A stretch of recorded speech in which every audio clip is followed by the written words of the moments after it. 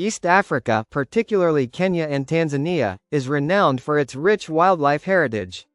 To protect and manage these resources, different types of conservation areas have been established. The most common are game reserves, national parks, and sanctuaries. Although they share the common goal of conserving wildlife and natural habitats, they differ in terms of management, access, purpose, and activities allowed. The following paragraphs explain their differences in detail. Differences between game reserves, national parks, and sanctuaries. 1. Purpose of establishment. National parks are primarily created for conservation and recreation, aiming to protect natural ecosystems and wildlife while allowing controlled public enjoyment.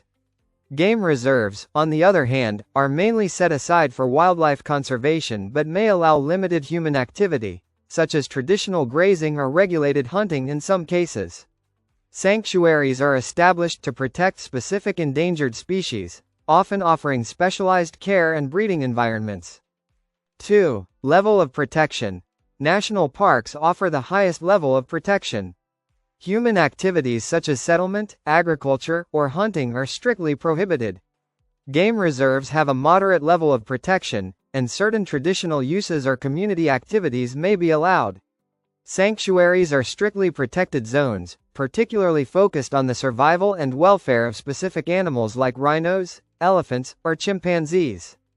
3. Management and ownership. National parks are generally managed by government agencies such as the Kenya Wildlife Service, KWS. Game reserves may be managed by either local authorities, communities, or private entities under government oversight. Sanctuaries can be managed by NGOs, private organizations, or conservancies often working closely with the government and conservation groups. 4. Human settlement. In national parks, no human settlement is allowed within the park boundaries. This ensures minimal human interference with the natural environment. In game reserves, limited human settlement or activities like pastoralism may be allowed, especially if the reserve is under community management. Sanctuaries do not permit human settlement and are strictly controlled for specific conservation purposes. 5. Activities allowed. National parks mainly allow non-consumptive tourism such as game viewing, photography, and guided tours.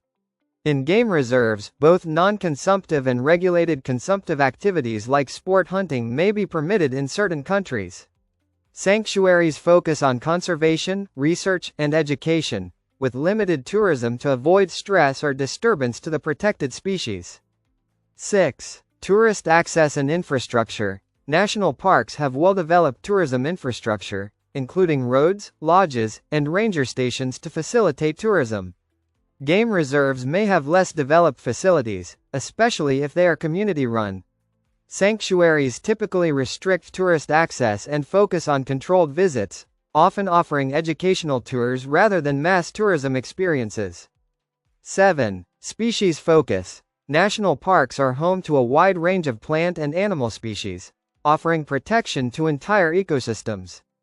Game reserves also support multiple species but may prioritize sustainable coexistence with human activity.